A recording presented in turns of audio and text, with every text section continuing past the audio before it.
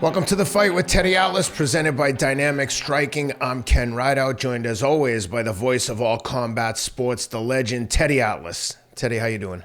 I'm good, Ken. Hope all's well. Hope you made it a special Mother's Day for your wife, who's a tremendous mother. And I hope that, I'm sure you did, and I hope that all the mothers out there had a great Mother's Day over the weekend, on Sunday. And I know we did. We went down to Jersey. My daughter's, we went down to her brother-in-law's, her husband's brother, Michael, her brother-in-law's club down there, golf club, country club, beautiful place, Due Process. It's down in Colts Neck, New Jersey. Oh, that's a good one. Yeah, it's really pretty. And, of course, I don't play golf, so, you know, it's all foreign to me. But we went down there. He's got a beautiful setup there. And we had the Mother's Day there. We had his family, Michael's family there. We had me and Elaine and Nicole and her family, her three beautiful children, our grandchildren. And then, of course, we were missing my son in Vegas with our grandson and his wife. But it was a nice day. It really was nice. Everybody was together.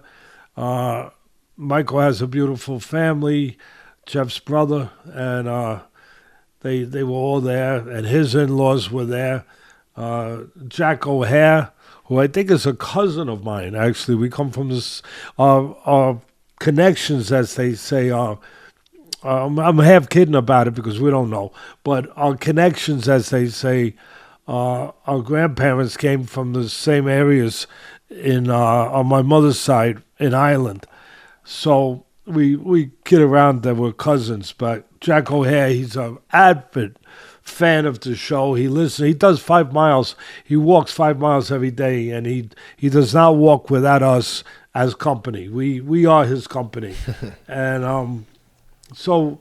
Well, nice work, Jack. Keep going. Yeah, he's doing good, and we his whole family was there. He's got a big family. So it was nice. And then I leave tomorrow. My son actually is flying in. He'll be in the air in a couple hours, flying in to meet me here. And then tomorrow morning we take off to Saudi Arabia for the Usyk Fury unification fight, you know. So that hopefully, you know, I'm praying that everything will go well, that we'll have a nice trip and everything will go well over there and it'll be a good fight. I always appreciate the Saudis' hospitality, the way that they treat me and my son when we go over there. So we're looking forward to that, and we're hoping everything will be smooth.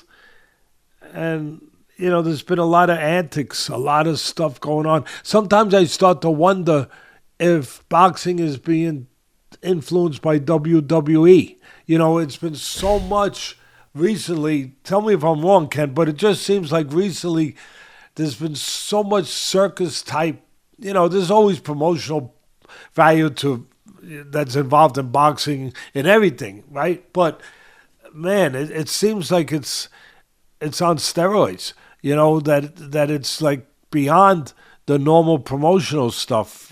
Just so many different circus type stuff going on in the last few months. They always lose me when the people in the camps start getting into it. Like, you're not getting in there and throwing punches, so just stand back and let the combatants say what they have to say. I don't know, when it gets too personal and too much BS involved. Today, John Fury headbutted someone from the Usyk camp, busted his own head open, of course. And it's just, it's like a sideshow. I don't understand it. Can you imagine trying that at an NFL at media day before the Super Bowl? Someone punches someone or headbutts someone, they'd be bounced right out of the game so fast their head would spin. I just don't think that this fight needs that kind of shenanigans. And I don't think either guy is going to be influenced or scared by any of the behavior of anyone else's camp. These are like two of the toughest guys in the world at this point. Let's just have it in the ring. But I tell you, one fight that didn't have any of that, really. I mean, there was maybe a little bit, but nothing that nothing that stepped over the bounds or that really made us think about that more than a fight. And that was the comeback fight of Lomachenko. Been off for a year since his loss to Haney, and there was a lot of questions about whether or not Father Time caught up to him. And I'll tell you, he beat the crap out of Father Time, Lomachenko. At least for and Kambosos. Yeah, and Kambosos, true. I mean, it was vintage Lomachenko. And listen, when I say this, I don't want the Canelo people coming out and say, "Oh, sure, you give him his due, but you don't give Canelo." First of all, the fighters, I know that Canelo's fought world champions, but the level of champions that he's fought, other than Bivol, but and he could have lost to Lara. Lara was a real close fight. He lost to Mayweather. I thought he lost to Triple G, but okay, he fought Triple G. Those were real top guys that he fought, no doubt about it. But some of the other guys, I thought, even though they had titles, I thought they were kind of made for him, and that he had certain advantages over him that was going to show in the ring, and it did. And it showed in the ring because Canelo's really good, and he looked really good in his last fight. He really, just because I point out the nuances of the fight, that's what I do. That's my job. But he looked really good, Canelo. But Lomachenko, he looked tremendous. I mean, he looked like he turned the clock back. I don't know how much of it was Kambosos and how much was, and I think that's fair to say. I don't know how much was Kambosos and how much was Lomachenko, where Kambosos was shown to be just a different level. But don't forget, this is the same Kambosos that beat Teofimo Lopez. I know there was extenuating circumstances. Some people said Lopez wasn't right for that fight, whatever. But he won that fight, and he survived the knockdown. He also dropped Teofimo in that fight. And he also had 2 back-to-back fights with Haney, where Haney won the fights, handily. But he didn't dominate the way Lomachenko dominated Kambosos. So again, I don't know if it's partly that old saying that the fans love to use, there's levels to this stuff. Well, there are levels to this stuff, and it showed. Lomachenko was a different level, but I don't think anyone expected it to be that clear or that dominant or that significant a gap. Lomachenko is one of the great fighters of, and we're Crawford, in a way. You put Canelo there, you want, go ahead. But Lomachenko also is one of the great fighters of our era, of this time right now. He's one of the, 2-time gold medalist, 3-division champion, started at featherweight, went up to junior lightweight, then lightweight, and won a world title in his 3rd fight, I believe. This guy is special. This guy is one of, I'll use the word again. There's no need to look for any other superlatives or any other, fancy word. This guy's great. This guy is one of our great fighters, and he did it the way Lomachenko does it. He, early in his career, he would do it more just coming forward, making you miss and taking you apart, breaking you down, pulling your soul out of your chest, taking away your drive, taking away your hope, like a kung fu fighter putting his hand into the guy's chest and pulling his heart out. He would make guys submit just by putting pressure. They couldn't hit him. He was hitting them, getting to the side. He's 36 years old now. He does it in more moderation and spots there. But what he did the other night was vintage. It was really a class of the sweet science. If anyone wondered what the sweet science is supposed to be, hit and don't get hit, he gave on a clinic of the sweet science, in and out. And he's still got, my friend Pedro wanted to make sure I said this because he listens to everything, Pedro Martinez Fraga, and he said, Teddy, you said a couple years ago that Lomachenko had the best legs in boxing. And and that, at 36, that could be up for not dispute as much as, it could be between a few other guys too, maybe, because, Bivol being one of those guys, because now he's starting to slow down. But I'm gonna go back and say he's still got the best legs in boxing. After that performance the other night, wow, he's still got the best legs in boxing. He was just sensational. He was, again, I used to call him the mechanic, and the other night I could only call him the professor. And class was in session.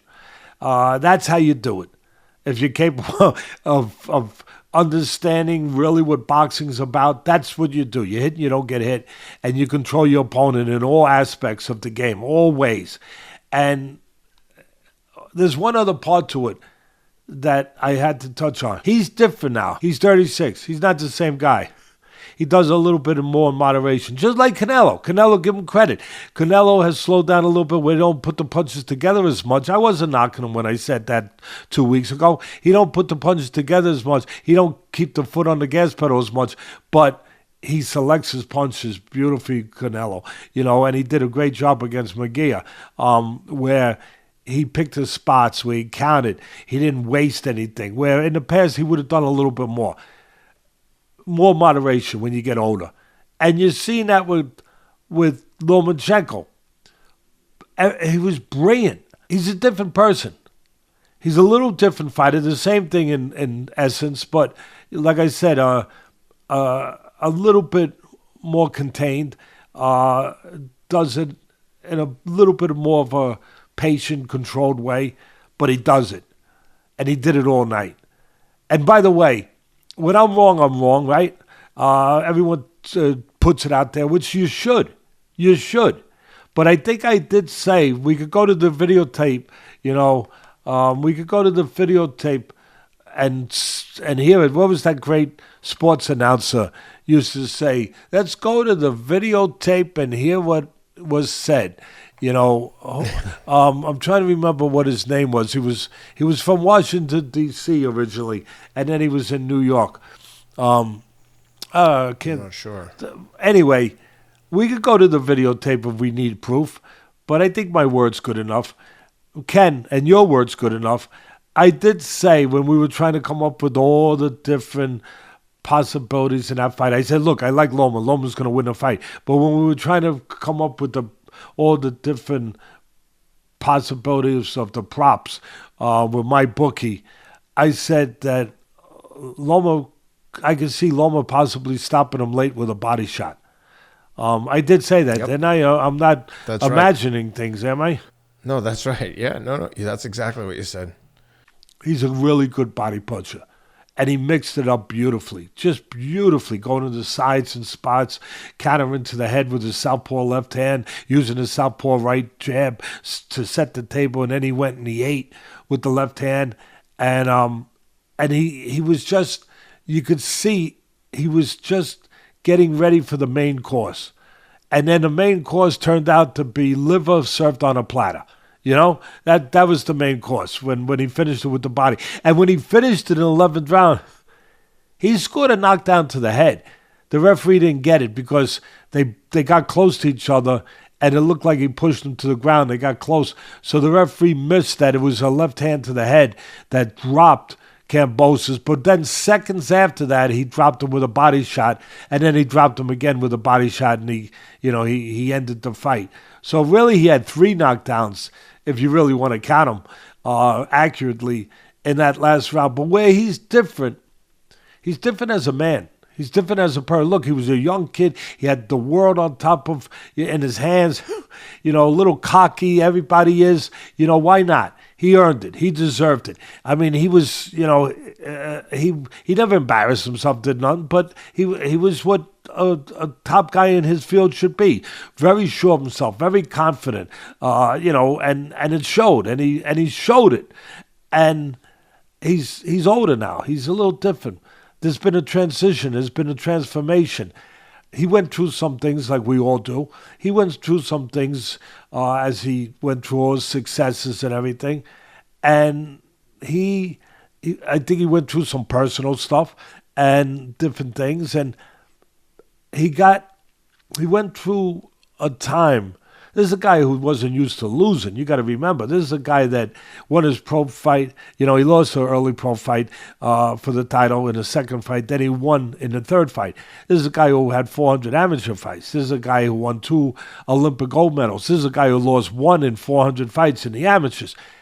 And as he got older, and he lost a couple fights later, he lost to Teofimo, and then, of course, he lost to Haney, which a lot of people thought he won. Very close fight. I thought it was like a point here, a point there. I thought he let up a little bit in the 11th round, which I was confused because I thought he was starting to break down Haney, to be honest. And then, I forget what round it was, but he had a real big round where it looked like he was getting to Haney, 10th, whatever it was. And then all of a sudden, the next round, he let off the gas and let Haney get back in. And it was very close. You can't argue if you said Loma won. Can't argue if you thought that Haney won. But he didn't get it. And during all of that, and maybe even a little before that, there was some things going on in his life, and it changed his outlook. He got closer to God. He got closer to his religion. He was always religious. Usyk, who's his stablemate and very close to him, he's also religious, very religious. But he became more religious. I think part of it was his father. His father is a stern, strict guy. That's his coach. He's done a great job with him, a magnificent job with him. And I think his father saw some of the things, whatever was going on in his personal life, and said, "Hey, you gotta pay attention to this. You gotta rectify this. You gotta." And the kid, I think the kid listened, and I know that it resulted in him getting more committed to his own personal beliefs and what was important in life. And you could hear him. He's different. Like, everything was winning to a kid like this. And you could hear him when he lost to the Haney fight. You heard him if you listen to some of the interviews, he said, in the past it was all about winning. Only one way, win. And he said, but then I learned something in the Haney fight. I learned that you could lose and still win. You could win, and he was alluding to win in a fight of life, that you could lose but still win, because you start to see what is really important in life, the things that maybe you weren't seeing when you were only winning and only concentrated on that. I see a different guy. And look, we all change when we get older, hopefully for the better. I think that that's happened to him. And there's one thing that I almost came to tears. I thought it was so special. And I'll be honest with you. I said a private prayer that I wish I could be in that position. And what it was I've been blessed. I've been blessed to have world champions. I've been blessed to have my children in the ring. When Michael Moorer, who's got the Hall of Fame induction coming up in June, and I'm going to try to be there for him, with him for that. I think that I should be if I can. He deserves that, and I would like to try to do that when I get back from Saudi. I'm going to do my best to do that. He did it for me when I was lucky enough to get in the Hall of Fame. He came up for it, and I have love for him. We won the heavyweight title. He won it, but we won it. I was there with him. We won it together. We beat the great Evander Holyfield. And the greatest part of that was having my children, Nicole and Teddy, young. One was 9, one was 11, whatever. They were young. Having them in the ring with me. And my wife, of course, at ringside. But having them in the ring with me, that was the greatest thing. And Loma, when he was having all his glory years, his son was too young to understand, to recognize, what it was and to be in the ring with him. He got a chance. Nobody knew he'd get another chance to win another belt, but he did. And he won another belt the other night, and his son is older now, and he was in a ring to share it. But that's not the only part that touched me and got me emotional. That was part of it. But then I looked over at his trainer, the father, and I realized, I said, wow, the father as a trainer, which I am, right, had the gift of having his son and his grandson. Wow. And I just said a little prayer. I said, God, if you still have anything in store for me at all in the training business, if you do, I don't know. But I would wish that I could, one time before I die, I could have a chance to have one more world champion maybe, and have not only my children, which I've had the privilege of having in the ring with me, but my grandchildren. And that made it really special. When I saw that, I was like, wow. And you could see he could appreciate it maybe more than he ever could when he was younger. And I think that goes for all of us. We take a lot of things for granted. And then we get older and we're lucky enough to have success. Maybe we look at it differently. We say, no, we gotta savor this. We got to look at this in a different way now, where when we were younger, we took it for granted a little bit. And I think he's looking at it in that way, in a different way. And, you know, I also had an opportunity when we won the light heavyweight title. My kids were older. It was 25 years later. And we won the light heavyweight title up in Quebec, Canada. And my kids were with me again. And that was, again, now they're older, they could appreciate it in a different way. I could appreciate it. I want to have my grandchildren. I want to have a chance. Anyway, I wanted to say that because I thought that kind of made the night tough. As far as the analysis of the fight, I gave you most of it already, but Loma was just a boss. He was a monster, but a smart monster. Without having to have fangs and teeth and claw you to death. He was piranha. You know, he was like watching one of those movies, where you see the piranha attack somebody in the water and they take pieces of them, pieces. He was the piranha. He was a swan. He wasn't a great white shark. He wasn't a killer whale. He wasn't a crocodile. He was piranha. He was taking little bites all night until there was nothing left. And that's just a skeleton was left. And that's what he did. And give credit to Kambosos. What a game effort. What a game effort. But, man, he just took him apart brick by brick, piece by piece, until, you pull bricks out from a structure. What happens, Ken? The structure eventually falls. It eventually falls. Eventually. And it did. It eventually fell. And just his jab, controlling range, his legs, in and out, his defense set up his offense. They worked in harmony.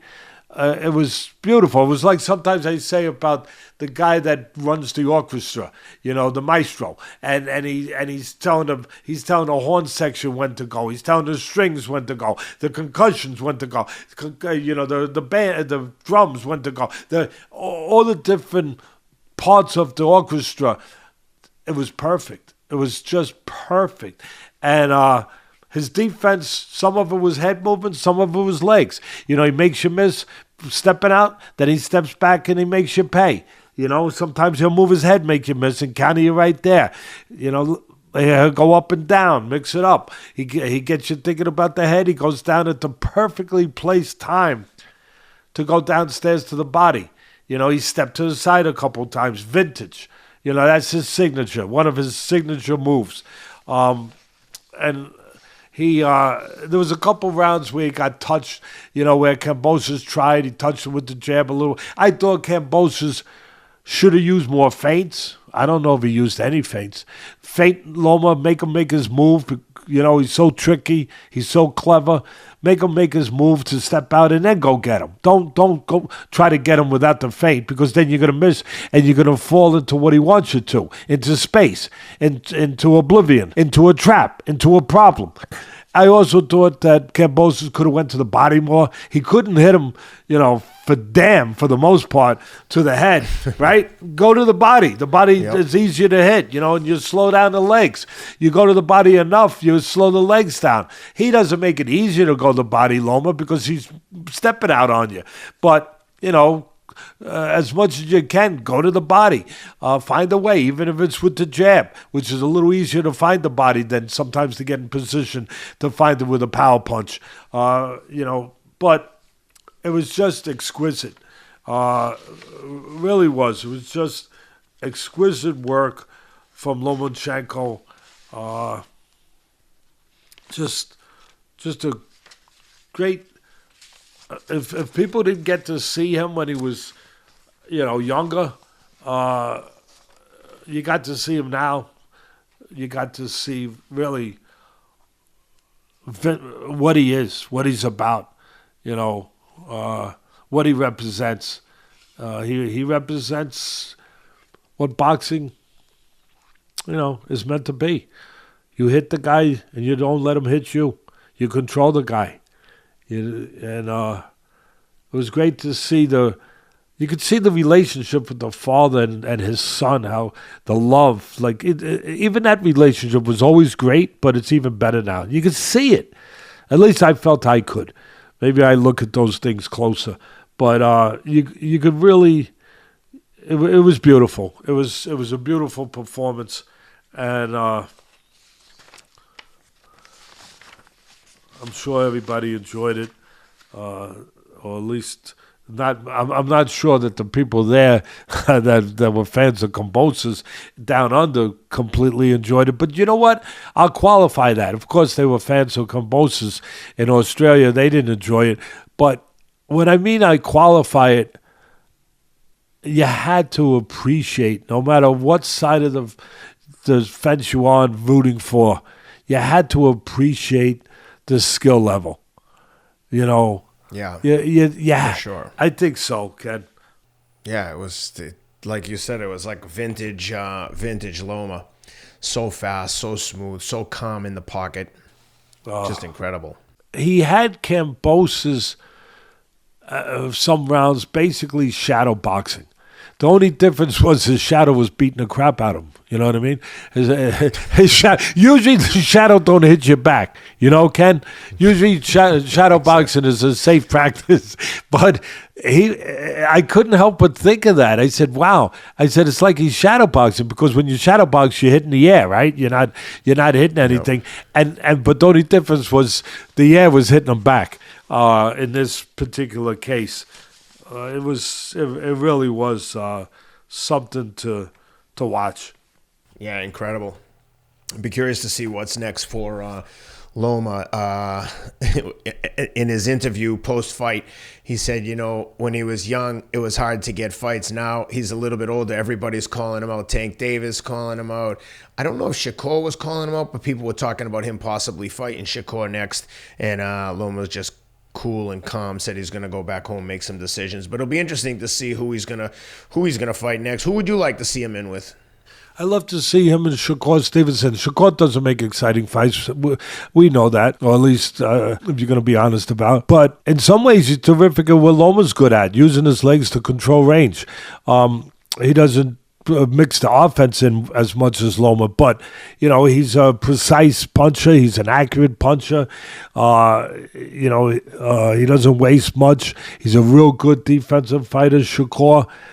He hasn't been tested yet, to the extent that Loma's been tested in so many different ways, because he's more experienced and he's been around the block more. But obviously he's got pure talent, pure ability. The greatest thing about Shakur, obviously his ability, I just touched on it, but his style. He's a tough guy to deal with, because he'll change range on you. He doesn't take chances. He looks to counter. He looks to use his hand speed to get off if you're a little hesitant in front while you're trying to figure him out. He'll get off. He'll beat you to the mark, and then he'll be gone. He'll be a ghost in the ring. And it doesn't make scintillating fights, but if you're a fan of the sport, of the sweet science, you're an aficionado of the sport, like you are when you go to a baseball game and you love to see good pitching, not just good hitting, you really have a respect for Shakur Stevenson in the way that he gets things done. Very hard to deal with him. Very hard to close the gaps with him. I would love to see him in Loma, but I'd have to see it really pretty soon because Loma is at that place in his career, the twilight, whatever you want to call it, 36 years old. He is at that place now where it can start to go away. Ever so slightly maybe, or ever not so slightly. But it could start to go away, and so if it did happen, it would have to happen now. I'd love to see him and Tank Davis. I think Tank Davis, I put Tank Davis above Shakur Stevenson. I think Tank Davis does everything. I mean, he makes exciting fights, but he's smart, he's cerebral, he can counterpunch, he can go get you, he goes to the body, to the head. He's patient, he's controlled. When he goes after you, he doesn't do it in a reckless way. He's buttoned up. He's a really, really solid pound-for-pound fighter. And he's a great puncher. On top of all that, he's a great puncher. Shakur's not a great puncher, but he can catch you clean. He can catch you with those, beautiful counter punches. I'd love to see either one of those fights, but I'm wondering if, I would have loved to see Loma a couple of years ago with Tank. At this point in his career, look, they'd all be tough fights. I was going to say it'd be a tough fight. They all be tough fights. That fight could be tough because of the obvious of what I just touched on, that Tank Davis is so explosive. But I still would like to see it. I always wanted to see Loma and Tank Davis. Can Loma go in there with a guy like Tank who's so dangerous and disarm him the way he disarms other guys? Just pull the wires out of the bomb. Pull the red wire out, pull the green wire out, and disarm the bomb. Could he do it with Tank Davis? He did it with other great punchers when he was younger. Could he do it with Tank Davis? I was always interested to see that. And then I'm interested to see in a different way. Could he with Stevenson? Could he close those gaps? Could he find a way to nullify Stevenson's, to his style, to nullify his great talent of making you miss, of controlling range.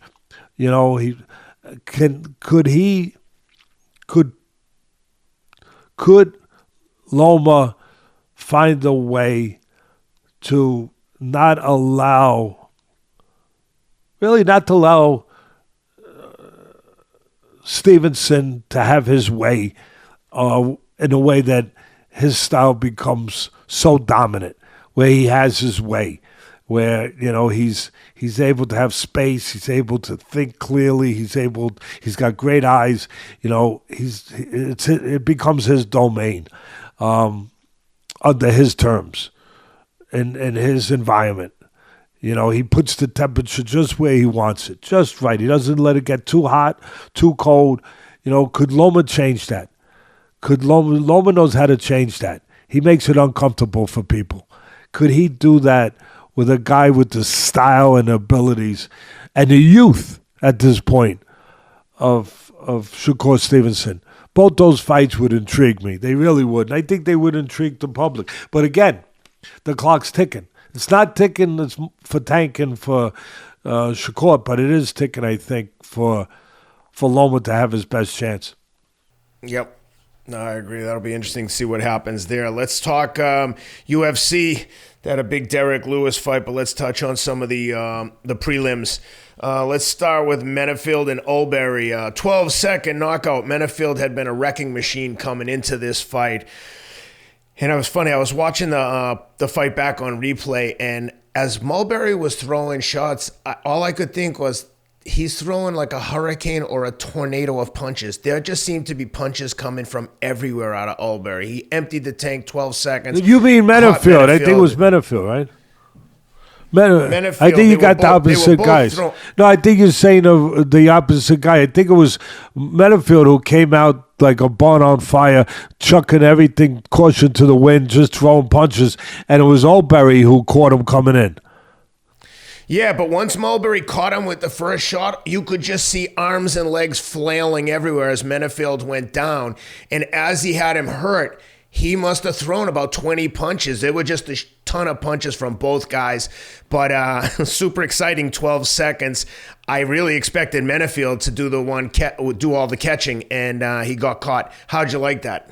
Yeah, he was reckless. Menifield, look, 12 seconds, you know. You could, you can't you can't boil an egg in 12 seconds. You know what I mean? but you could watch a ferocious fight in the UFC in 12 seconds. You could watch a ferocious ending. You could watch a impactful, exciting ending in 12 seconds. And that's what we got. Menifield made the mistake where you see fighters make it in boxing, they make it in UFC, they make it. Usually you pay the same price. You come in there just throwing punches from too far away. You don't work your way in behind the jab. You don't bring your legs first. Your upper body gets ahead of you. You throw caution to the wind. You're aggressive, but you're recklessly aggressive. You're going to get knocked out most of the time, or a lot of the times. And it doesn't get much... more complicated than what I just said. It doesn't really... that's pretty much it. Alonzo Menifield came in there. He wanted a fast start, but he wound up getting a fast, careless start, reckless start. You want a fast start, all right, but sneak up on the guy. Come out there, close the gap with little steps, get to the right starting point, maybe give him a little feint to see what he's got if he's going to step out on you. And then come in behind your jab where you cover yourself, where you put bugs on the windshield, like I used to say on ESPN corner fights, where you block the guy's vision, where it's harder for him to counter you coming in. Use your jab. Or give him a little feint that like you're going to come in the front door, come in the side door. But there was none of that. Again, it's a formula for disaster. When you're just going to be aggressive without any thought about the reckless part, without any thought about the effective part. If we want to be aggressive, you want to be effectively aggressive. That was the opposite. That is what you call, and I've said it many times broadcasting the fights, that's what you call the other guy doing your job for you. He did Ulberg's job for him. He rushed in, he came in wide open and gave him a X on his chin as a target to catch him. He made Ulberg's job much easier to just catch him coming in, to counter him coming in. He caught him. I think the first punch that Ulberg hurt him with was a left hook on top of the head. It dropped him and hurt him a little bit. Then when he got up, what you were talking about, when he got up, Menifield, was still in it a little bit. He was hurt though. And then he just started throwing again, and Ulberg was able to catch him in between those wide shots. And that's another thing that's simple that I always talk about. Straight beats round. If one guy's throwing wide punches and the other guy's punches a little shorter, a little straighter, that guy's going to have an edge. That guy's going to land before you're going to land for the most part. And that's exactly what happened.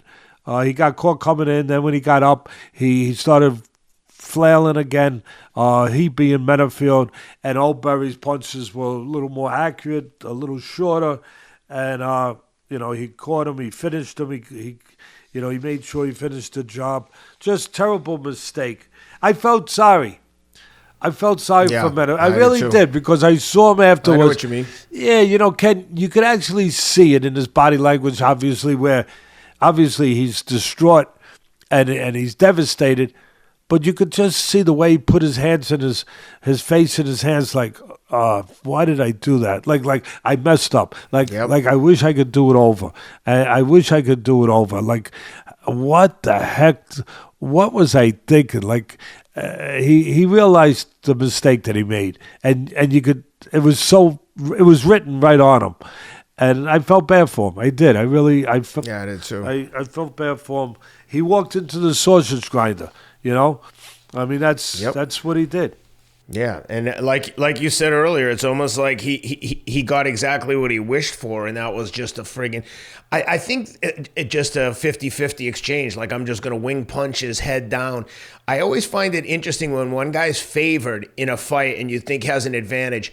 and he gets into 50-50 exchanges. I'm just going to wing punches and hopefully I'll catch him. But when you do that, you give away every advantage that you have. And you're like, you know what, coin flip, let's just chuck punches at each other head down. And in this case, it didn't pay off. And he was he had some momentum coming into the fight too. I know they really liked him. But time to pick yourself up and dust yourself off. This is not an easy profession, but exciting 12 seconds, that's for sure. And then we had the opposite with Bucky and Ruziboev. That was this one was interesting. Buckley and Ruziboev. They the opposite of a 12-second decision. They go the full distance.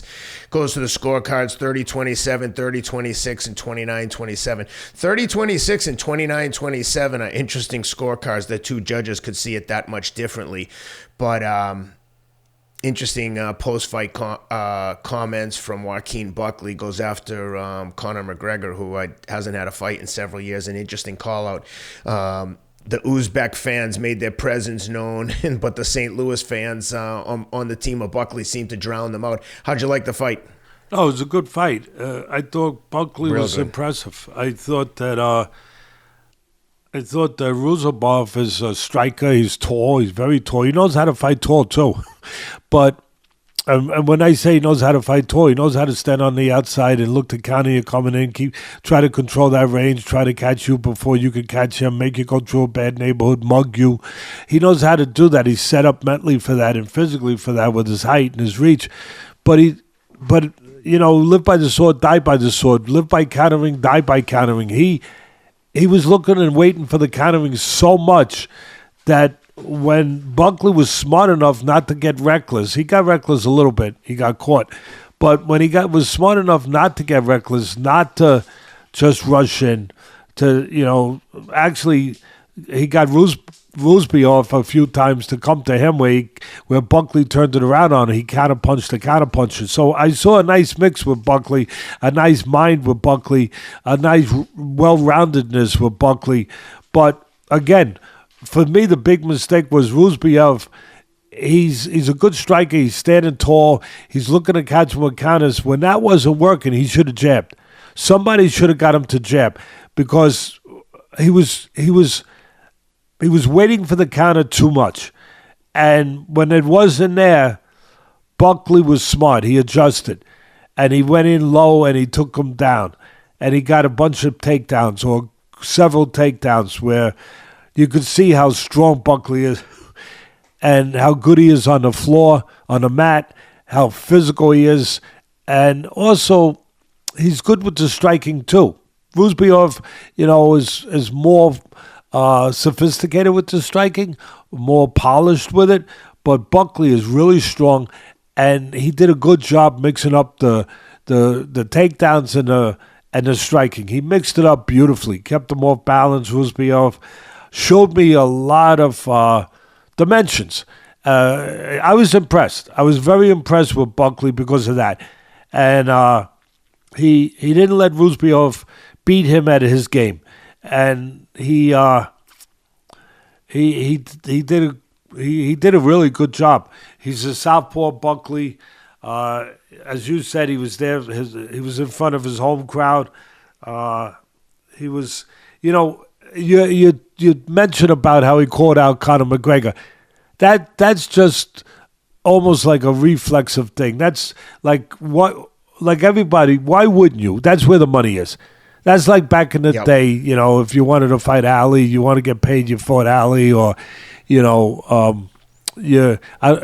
wanted to get paid. You fought Tyson. But the only thing is you got paid in other ways too, by probably getting knocked unconscious for the most part. So that wasn't the best way to get paid, but you get the point. I mean, if you always, the guys with the big names, the star guys, that's where you're going to get paid. You want to get paid. You want to. It's no different than everyone calling out Canelo or some people calling Canelo, because you're going to get paid. And so So he did what made sense from a business standpoint. Call out the Golden Goose. Call out the legend. Call out the guy who's been a pioneer in the UFC that has brought purses to a higher place, has brought everything, the attention of the UFC to a higher place. Of course, Dana White's done a great job. The Farida brothers, they've done a great job building that brand. But Conor McGregor is a big part of the growth in the last, 10 years, whatever it's been or more, of UFC, where he's brought that star power. He's one of the great promoters. He's a great promoter. Just like Muhammad Ali's a great promoter, Tyson Fury's a great he's a great promoter. And he can fight like hell. Great counter punches, southpaw, can punch. It's going to be very interesting. I'm going to be out there in Vegas in June, covering that fight for ESPN with Chandler. It's going to be an interesting fight. But again, you brought up Buckley calling him out. Yeah, everyone. It makes sense. Everyone wants to try to get the Golden Goose because you're going to get paid. I'll say one thing about Buckley, since we brought up about calling him out the way he did it and the way he sounded. I listened to him 10 minutes later when he gave a post-fight interview when he was calm. He wasn't doing things to just call out, McGregor. He wasn't doing things just for the promotional side of it, the camera side of it. He was just being him. And he is an eloquent guy. He spoke so well. He was a gentleman. I was impressed. I was impressed by that. And I was impressed, the way he handled himself and presented himself. And I was impressed the way he fought. So I like to see Buckley again. And Ruziboev, I like to see him again too. But I just think he's going to have to learn to supplement his countering game, being tall and looking to, catch guys coming in. He's got to supplement that when that ain't working, when that's not available, because guys are too smart to play into your strength. And Buckley was too smart. You got to develop another part of your game. And I think part of that on the striking end of it would be to use your jab. Yep. Well, let's talk main event. Derek Lewis, third round knockout over Rodrigo Nascimento.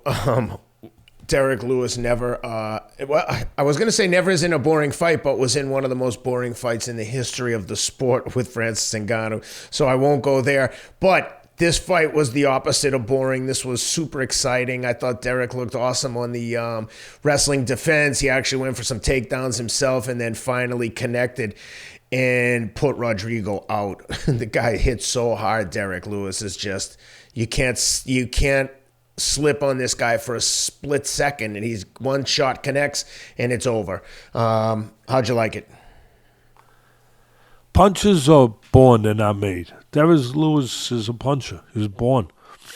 Even at 39 years old, that doesn't leave. George Foreman proved that. Age just, it dissipates your timing and your reflexes and speed to an extent, but not your power. 39 years old, still dangerous. He looked really focused when I was watching him come into the octagon. He really did, Derek Lewis. Doesn't always look as focused. He looked really focused, and it was a good fight. It was, but when he lands that right hand clean, for the most part, it's good night. For the most part, it's good night. I got to give credit to Nascimento where he was taking some shots, not as clean as the one that he got stopped with, but he was taking some shots before that earlier in the round and one of the rounds, and he showed a good beard. But I don't care how good your beard is. If Derek Lewis hits you with that right hand clean, not too many people, I don't know if anyone's going to survive that if you get caught clean. Because he is that huge a puncher, and he is physically so strong. Even on the floor where it's not his thing, when Nascimento took him to the floor, his physical strength to get up a couple times, from being down on the mat is so evident. He's brutally strong. I mean, for Nascimento, obviously the thing he didn't want to do was stand there and exchange with Lewis, and he made that mistake. He was when he did get to takedowns, he was better off there. Obviously, you don't need me to tell you that. I had it 1-1 going into the third. Second round was very close, very close. I wound up giving it to Lewis, but it was close. But third round, Lewis, he showed me some of how athletic he is for a big guy. You see that, Ken, where he throws the kicks? Yeah, I know. I mean, really, you don't expect that. But the beginning of the third round, Lewis does get what he always looks for. It's a typical Lewis fight. He gets you or you get him. For the most part. Mm-hmm. And when he wins, that's how he wins for the most part. He knocks you freaking out. And yep. He got his knockout, landed the right hand, his Sunday punch, and he landed it again. Technique is always part of it usually. He landed it over the extended left hand of Nascimento, where he caught him on the side of the head, near the ear, which just completely destroys your equilibrium. He set it up with a nice left hook to distract Nascimento, and then he landed the right hand again because, Nascimento left the jab laying out there. And it ended the way Derek Lewis fights, when he wins, that's how they end, by knockout for the most part. So, you don't leave your left hand. I don't think you leave your left hand out there extended with anyone, but you definitely don't leave your left hand, your jabbing hand out there extended with a guy who can punch with the right hand like Lewis. And he paid a price. That's for sure. Are we supposed to mention anything about the full moon? No, and listen, I say that, I was going to let it go, but I say this because I know a lot of people say it's vulgar, it's this, which, it is what it is. But that's his thing. So he goes there. No, Derek, but let me tell Derek you. was up to his typical shenanigans. Yeah, I get it. But Ken, the reason why I bring it up, because, that's part of his thing, and, that people expect that he goes down and he takes his shorts off, he hands out his shorts, then he takes his cup out, but this time he also gave a little moonshine, right? A little bit of a moon to a few people there.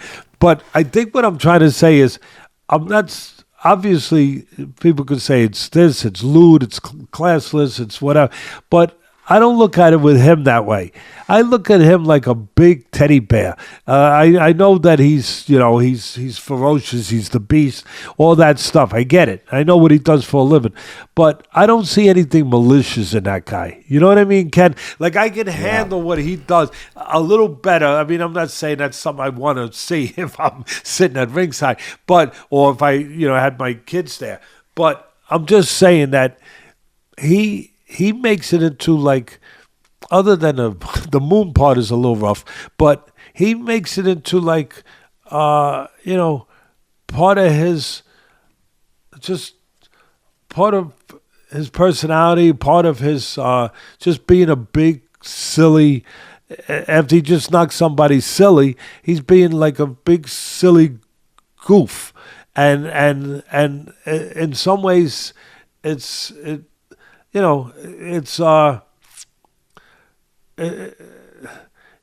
almost endearing. I know that I didn't want to use that word, but no, I know what you mean.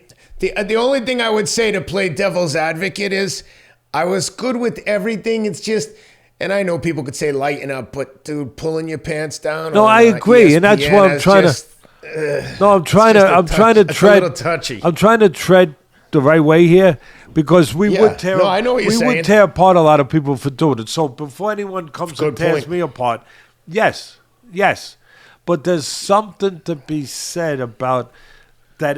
He's not a. I don't know what to tell you. His demeanor is not malicious, and it's just like he's a silly goofball. But like he seems like a guy that after doing that, if he saw a kid over there, he'd go hug the kid and pick him up in the air and put him on his shoulders. So anyway, I know what's crazy is I saw him post on Instagram something about a brand of bone broth called Kettle and Fire that is a brand owned by a friend of mine. And I said, yo, do you know that Derek Lewis just shouted out your brand on Instagram? And he's like, oh yeah, we did a deal with the UFC, and if he wins, he gets a huge bonus if he mentions it. So I was like watching tentatively when he won, and sure enough, he got the shout out into the post-fight interview, which I thought was funny. Maybe he could get an endorsement. Do you remember that they used to call them? They were like scooter pies, but they were called moon pies.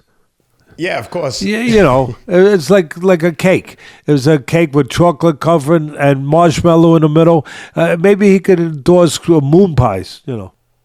I did a race in Tennessee called the Bell Buckle Moon Pie 10 Miler, and it was in Bell Buckle or some obscure little town outside of about an hour outside of Nashville, and it was really a competitive race. 3 college kids beat me, but it was a race sponsored by that company that makes moon pies, and I thought, what a strange sponsorship for a running race. One of the most unhealthy snacks you could possibly imagine. But actually, that brings me to my next point, which is, what's the opposite of the most unhealthy snack? The healthiest snack known to man, Athletic Greens, the all-in-one green drink made from 75 whole food sourced ingredients. Even if you're eating the healthiest diet, it's easy to overlook some of the micronutrients that a healthy diet requires. Athletic Greens has got, like I said, made from 75 whole food sourced ingredients, so all the vitamins and minerals come from whole foods. It's got vitamins, minerals, probiotics, prebiotics, everything you need for a healthy insurance policy for whatever your diet is. Go to athleticgreens.com/Atlas to take advantage of a special offer. You'll get 10 of these free travel packs with your first purchase. Again, athleticgreens.com/Atlas.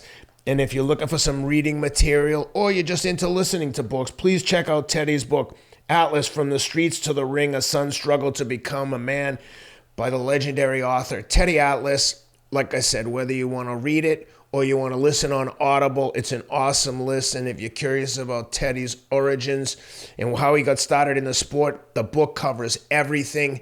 Please give it a shot. All right, Teddy, let's talk about the big Ring of Fire fight coming up in Saudi Arabia. Tyson Fury taking on Oleksandr Usyk, the title unification fight. Every belt is on the line. The lineal title, the Ring Magazine title, and all 4 of the major sanctioning bodies. This is going to be a rumble, and they are hyping it up. And if it's anything like the previous big events that have gone down in Riyadh, this is going to be a banger as well. The undercard looks awesome. Tell me what you're looking forward to in all the fights, especially the main event. Well, they do things big over there, you know. That's for sure. And they do it right, you know. They do it right. And as we already know, I said it at the top of the show that me and my son are going over there. We're headed over there tomorrow, actually, to be over there. And besides wanting to be there because of the magnitude of this fight and what this fight means, not only to the fans, but to the sport itself, but the hospitality over there, the treatment over there is second to none. And we do appreciate that. And the reason I say this fight is different is, if my history is correct, I believe this is the first time that a unification heavyweight fight has taken place. It's been 25 years. I think 1999 with Lennox Lewis fighting Holyfield. I think that's the last time we had one heavyweight champion. And I always say, as the heavyweights go, the sport goes. You know, that is the head of the snake, so to speak, where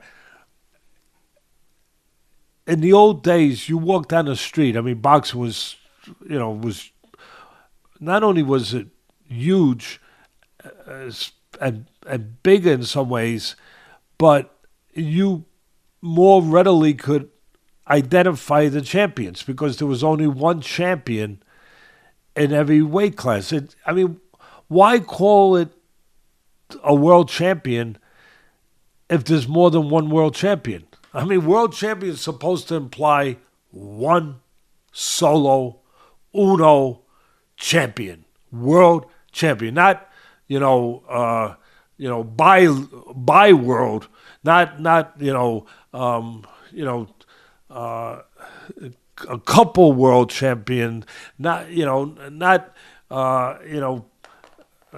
fractured world champion, not partial world champion, because that's what most of the titles are. They're partial. If you're going to get down to really identifying it in a honest, accurate way, it's partial world champion, because there can only be one. And finally, the sport is getting it back to one. That is a momentous moment happening. It really is. And on top of it, you got two undefeated fighters fighting for the heavyweight title.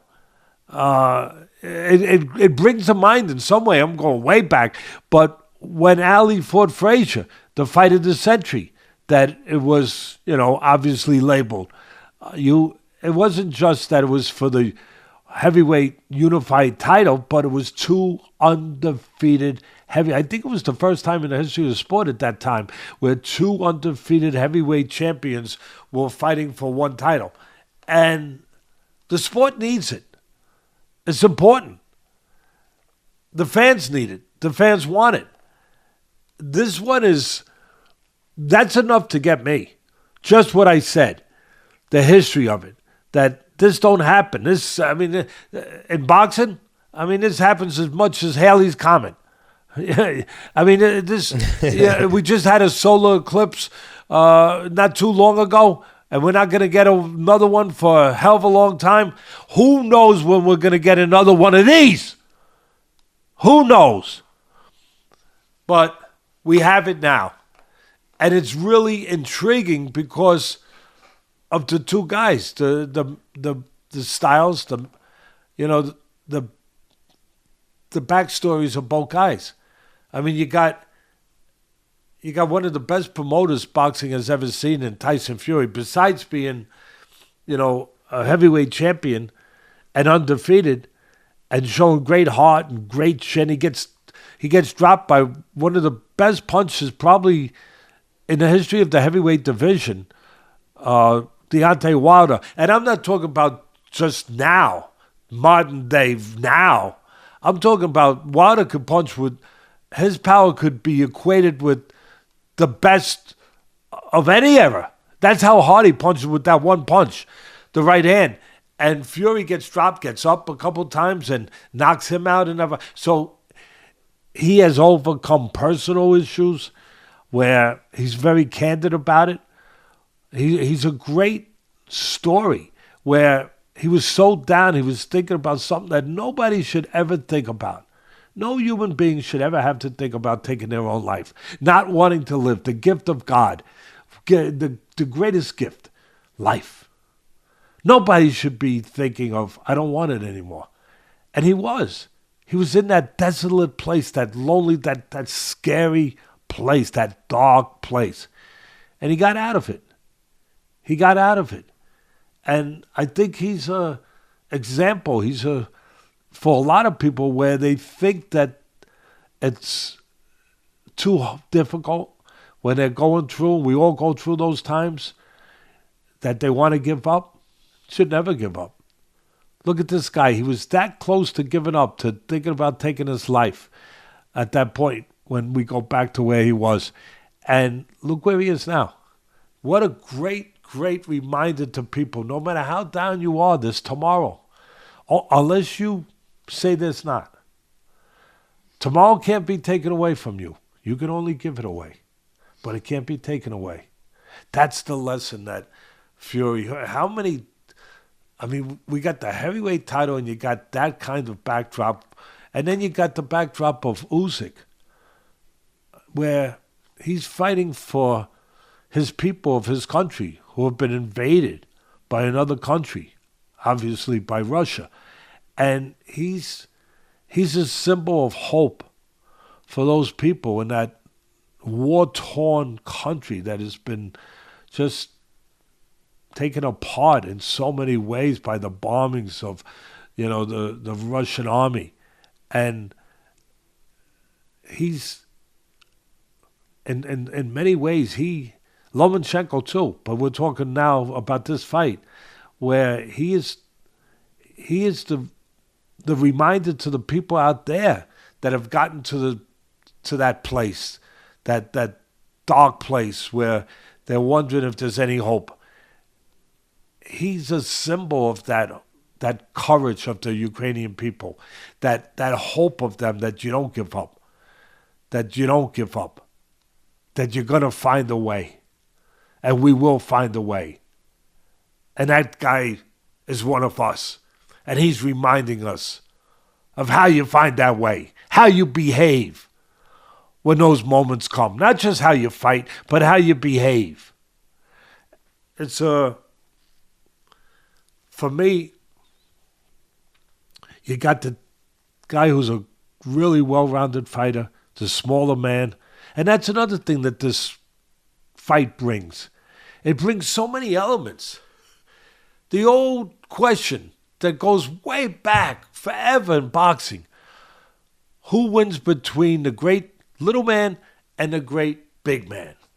Who wins?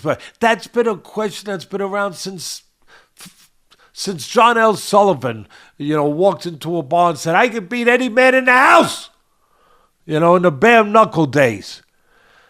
That question has been around. Does the good big man beat the good little man? Who wins that? So you get to witness that. You get to get an answer towards that. You got the smaller Usyk, technically solid, good legs. He could go get you, but he likes to box. He likes to counter. He's a southpaw. He likes to make you miss, make you pay. His defense is as important as his offense, because his defense creates his offense to a great extent, where he'll make you miss and he'll counter like he did with the bigger Joshua. He's already proved that he can beat bigger men, in beating, obviously, Joshua to win the heavyweight title and beating him twice. So you have that against a guy in Fury who is giant. He's 6'8". He can get close to 300 pounds. I don't know what he's coming in for this fight, but 260, 270. He looks good. Yeah. I don't know what his weight looks like, but his face looks. I mean, he looks young. He looks fit. He looks really good. Well, he's ready compared to what he can look. He's definitely ready. He's ready, and there's other elements to this fight. There's intangibles. There's nuances. There are different elements to it. I'm going to touch on, besides the obvious of the technique of each fighter, the physical talents of each other. Besides that, there are other things that are floating above this fight, that are hovering above the ring, that I think can influence this fight. X factors, if you will. But before I get to that, you got Fury, this big giant of a man who's very agile. He can box. He won his first title against Klitschko, a great puncher, former champion, by using his legs, by boxing. Then he goes and beats Wilder by walking him down. Walking him down and knocking him out, and using his physical size to be aggressive, imposing his physicality and his will. The same will that kept him alive, that didn't allow him to say, I'm giving up. I'm giving up when he was spiraling downwards, when he was going through that period in his time with alcohol and drug abuse. And he was at that perilous place, that dangerous place. But he found the will to live. And he shows that in the ring. They both show that. So, for me, Fury is his option. Does he use his size to box on the outside? I would. To use the jab, to control Usyk. Don't give Usyk a chance to counterpunch. Keep him on the outside. Remember when Oscar De La Hoya fought Mayweather? For me, the reason Oscar was a terrific fighter, but he would always screw up the big fights. Something would go wrong. He'd always make a bad decision, like in the Trinidad fight. He's winning the fight. He decides to take off and run the last 3 rounds. Well, he would always do something to sabotage himself in the big fights. And in that fight with Mayweather, really close fight. What is Mayweather? He's a great counterpuncher, great defensive fighter, great.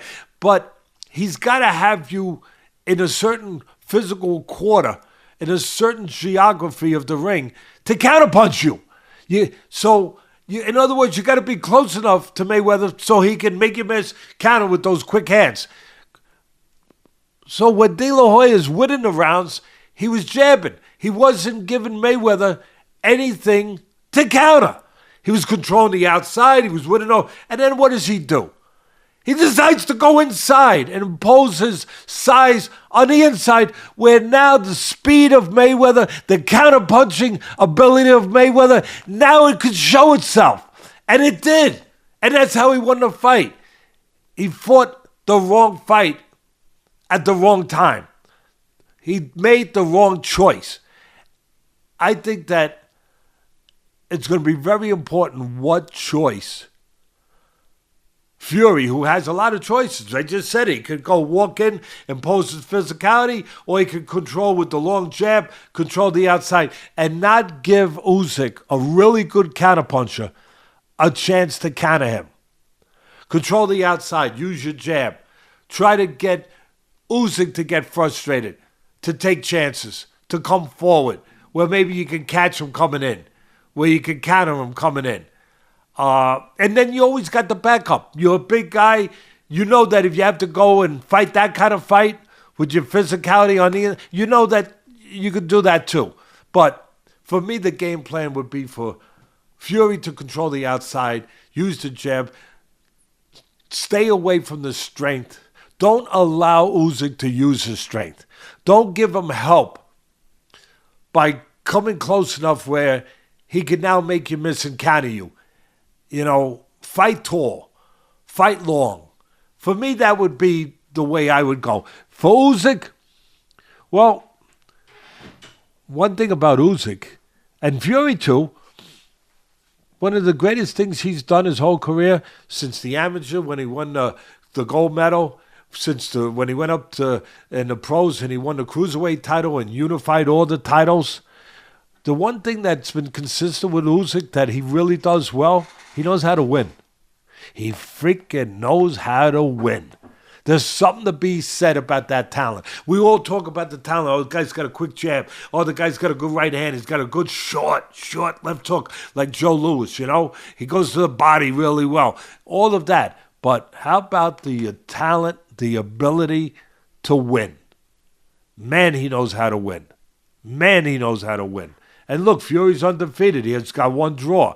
But I'm talking about this guy knew how to win all the way back to when he was a teenager, all the way back to the amateurs with the gold medal. And then, like I said, unifying the cruiserweight titles in the pros and then going up and shocking everybody to beat the bigger man in England, Joshua, to win the title. For the fans out there that are going to be want to hear your prediction, who do you like in this fight, and how do they win? I tell you, this is one of those fights where I'm up in the air. And I promised everyone there was more than X's and O's to breaking this fight down. I said it a few minutes ago. There's intangibles. There's X factors. There's things floating in the air that have nothing to do with a jab or right hand. And I'm going to deliver on that now. I'm going to tell you what I meant. This reminds me a little bit of Zaire.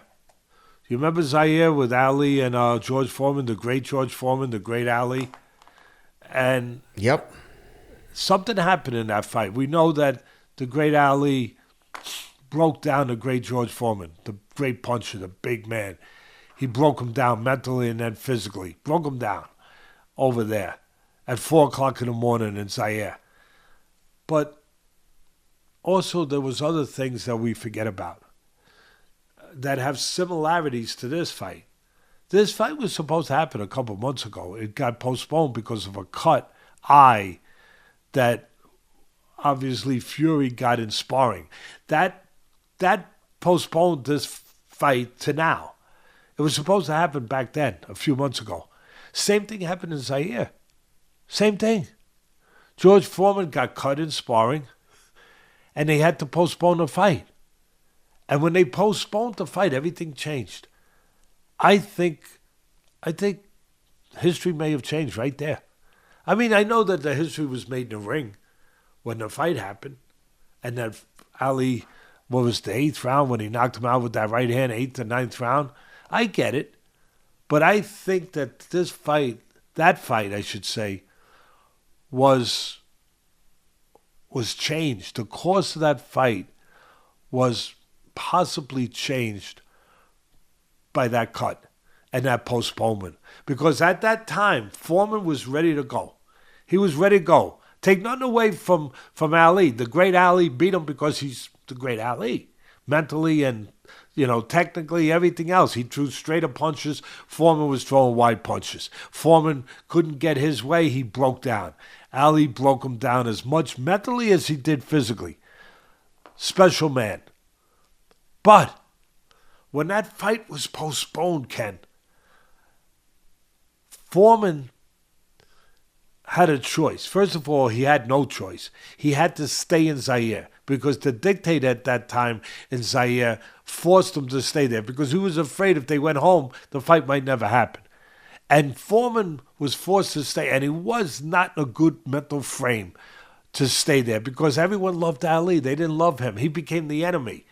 They used to yell, they used to chant, Ali, Boombaye, Ali, Boombaye, Ali, Boombaye. It was a great piece done when I'm trying to remember what the name of it was, but there was a great piece, documentary done on that. And that meant Ali kill him. And all the natives, all the people that were in that country were coming out to see Ali and Foreman. They all were behind Ali, and they were chanting that all the time. Foreman was not happy being there for those extra couple months of training or whatever it turned out to be. And so he wasn't in a good mental place. But something else happened. I don't know if he took time off. If I had to guess, I would guess he kept training because he wasn't happy. He was a different man back then, Foreman, than he is today. Today, now, he's that personality. He's so smart. He really is a special man. But he's that personality. He's so amiable. He's so sociable. But back there, he was a sultry guy. He was a guy that people were afraid to even talk to him. He was a guy that wasn't all that sociable. And so it wasn't like he was going to be playing pinochle with his friends or going out and hanging out with the people that were there, the natives in the country. He wasn't going to go do that. He was going to just stay in his room, in his place, in his compound there, and train. And I think there's a chance that he went from being peak ready when the cut happened and the fight was supposed to happen to where he overtrained. I think there's a chance. I'm saying, I don't know what their training procedures were. All I'm saying is I think from what I heard, Usyk was ready. Just like Foreman was ready. And then all of a sudden a postponement. Now look, he's got smart people around him, Usyk. Did they lay him off? Because that's what I would do. Did they lay him off and not go? Because if you go back-to-back in camps training without a break, you could have a problem. You could get overtrained. You could get stale. You could leave it in the gym, like the old timers would say. Did he do that, or did he take time off? I don't know. I'm going to guess that he did, and he should be okay. But there's a chance that's hanging in the air for me that could possibly influence the fight. And now as far as Fury, I'm not saying Fury wasn't ready initially, but now, from what I've been told, he's possessed. He has been possessed. He's probably in the best shape he's been maybe ever, but definitely in the best shape he's been in maybe for some time. He's been focused, and I think there was one other thing that's part of that focus, the Ngannou fight. When he got dropped in that fight, and when he got shocked, and the whole world got shocked over in Saudi Arabia, in Riyadh, where they were like, what are we watching here? We're watching a guy who was a UFC champion in his first pro fight, about to knock out the heavyweight champion of the world. He dropped him in the third round. Now, Fury showed his heart, his grit, his resolve, and he didn't get knocked out. He got up, he won a decision, and he won that fight. No matter what some people try to say, he won that fight. He out-jabbed him, he controlled the outside, but he didn't look good in that fight. I think it was a wake-up call for him. I think that Fury is living such a high-profile life, which is I like Fury. I like the people around him. I do. I think genuinely that he's a good guy. That he's a guy that likes people. That he's a good guy. He's crazy. He says things. Does all that stuff. Obviously, Usyk is a more buttoned-up guy. He's a more he doesn't show any sides to him other than, for the most part, the serious side to him. Although I know Usyk also is a guy that's a lot of fun to be around, a good guy, a good family man. I think both of them are good family men. But I think Fury was living such a high-profile life that he was taking some things for granted, that I don't know how focused he was. He definitely wasn't focused on Ngannou. That caught him by surprise. It caught a lot of people by surprise. But what it did for Fury, that I think could show itself in this fight, it woke him up. It made sure that he wasn't going to take anything for granted. It made him realize things that he might have been assuming, taking for granted. It made him pay attention. It made him be ready to be whatever the best he could be. And I think that it has served him. So to me, those are the intangibles. Those are the things that make this fight so hard to handicap, so hard to predict. You got it. But I'm going to predict it. Because that's what people want. They don't want me to sit on the middle of the fence. But I wanted to present all aspects of it. I wanted to present things that maybe some people wouldn't have thought of, on their own in that kind of way that could influence the outcome here. Very hard to pick this one. Going into it before this postponement that brought the fight to this date, I was on the Usyk bandwagon. I love Usyk. I love Fury. I love them both. But I was taking Usyk. I think part of it was they were sleeping on him a little bit. Nobody's sleeping on him. And the most important guy was Fury. With the life he was living, the place he was mentally, like I just described, he's the toast of the town. He's bigger than life in some ways. He's like a Marvel superhero character. Really, the personality, everything. And I think he might have been caught up in the storm of those things. And they could catch anyone. And I think that he might have been sleeping on Usyk. He ain't sleeping on him no more. That has made me move a little bit more towards the possibility of Fury. That's how tight this fight is for me. That's why it's a fight that people are going to be interested in watching. For all the reasons I said. And I know I took the time to lay out a lot of stuff, but I thought that this fight deserved that time. Because again, it's been 25 years since we've had one where it's going to be one guy. Where you could maybe go back to the days where you walked down the street. Hey, who's the heavyweight champ? Fury, Usyk. Where people actually have a chance to come up with the name. People don't have the chance nowadays to come up with the name. There's too many names. But now after this, after May 18th, we're going to have one name. One name. I think that name's going to be Usyk. Interesting. There you have it. If you're planning on watching the fight this weekend, check it out. Tyson Fury, Oleksandr Usyk, live from Saudi Arabia. Teddy Atlas will be there in attendance. And let me throw one other thing in there, Ken, about the breakdown. That I'd be remiss if I didn't bring it in. I talk about all the intangibles. Here's one. It's a physical one. It's a tangible. It's not an intangible. It's a tangible. Body punching. I don't think it's any secret that we've seen Usyk hurt in a couple fights with body punches. Now, look, Fury's not known for, being a great body puncher. Not too many guys that big, that long, that tall, 6'8", that are really prone to being great body punchers. It's difficult to be a great body puncher when you're that big. But Fury has gone to the body. He can go to the body. He's athletic enough to go to the body. He's smart enough to go to the body.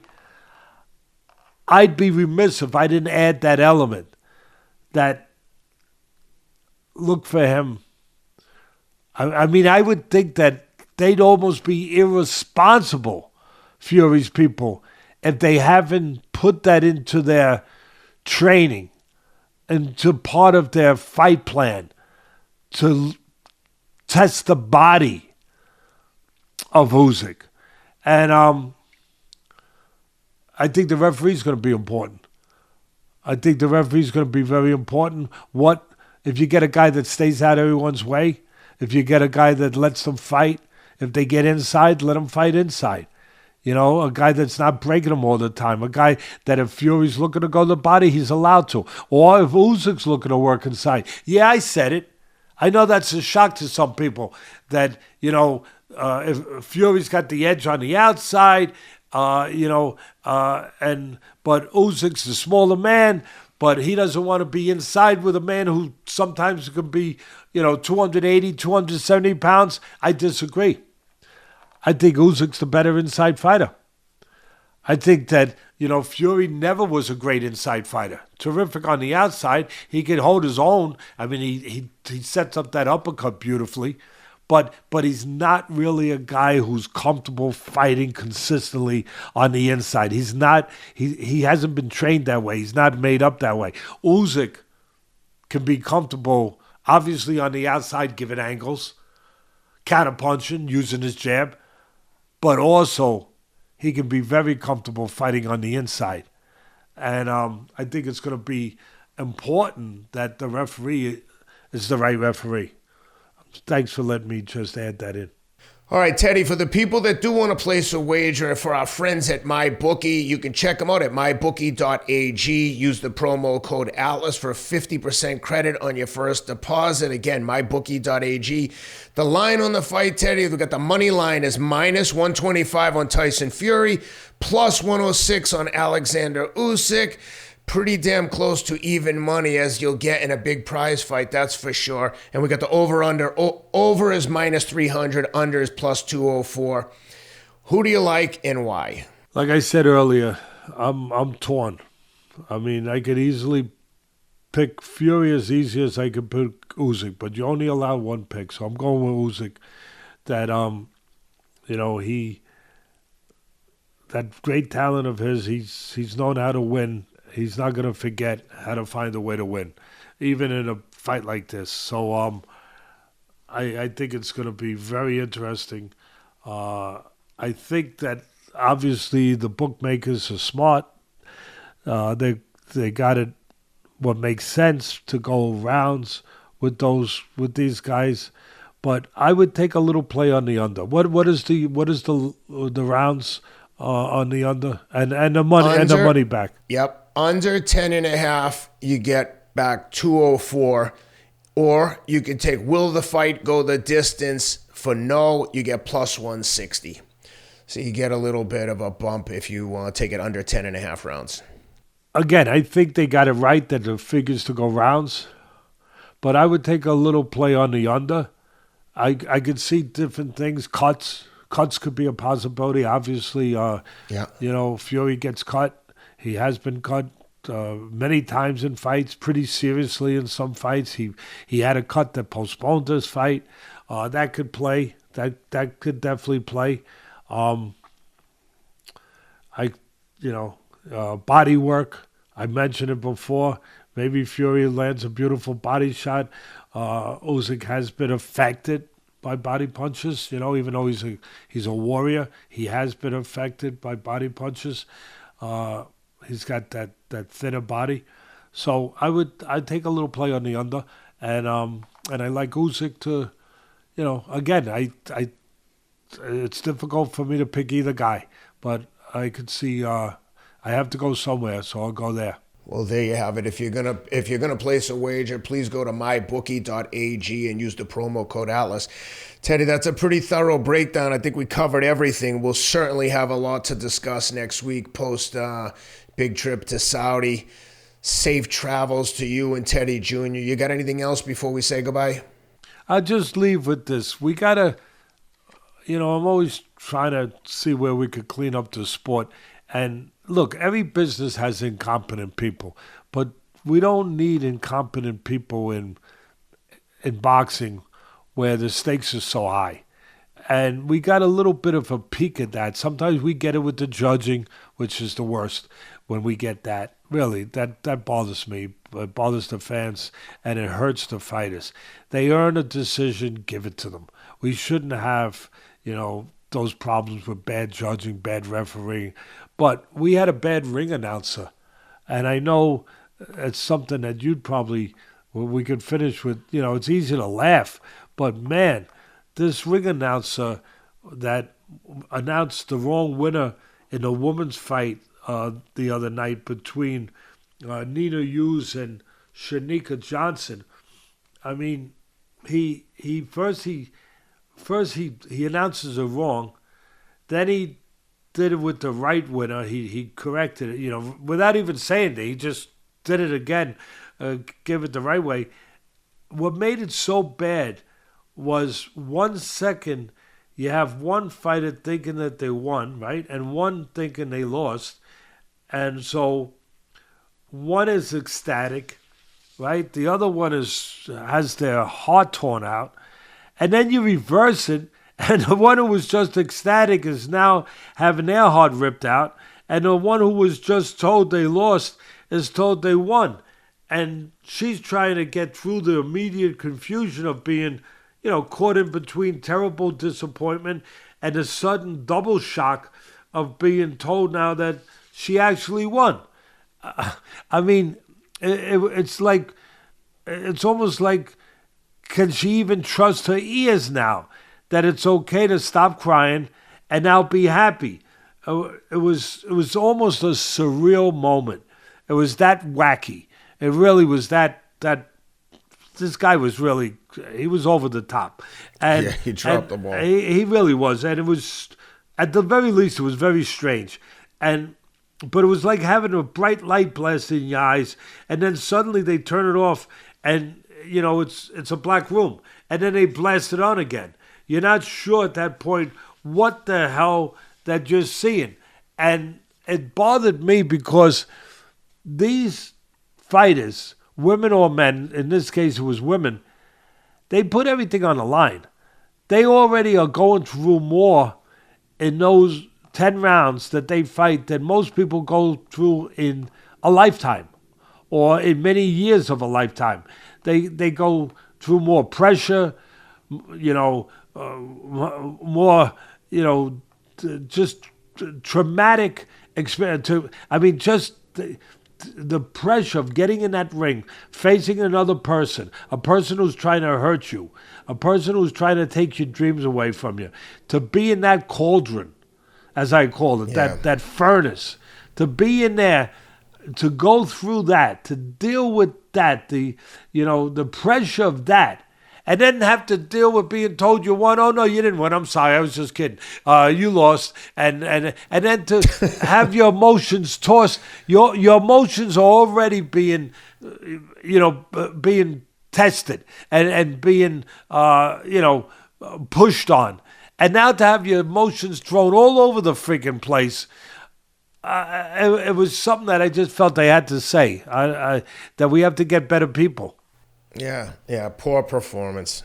Especially when I think about that, I'm like, buddy, you got one single job. One job. Just, that's all you have to do is read the card. But I digress. I don't think we'll see him anytime soon. Well, Teddy, thanks for doing this. Safe travels to Saudi Arabia. We'll look forward to seeing you upon your return. Looking forward to this fight. Me too. And have a great week, and we'll see you guys all back here next week. Please like and subscribe on YouTube. We appreciate you. Boom.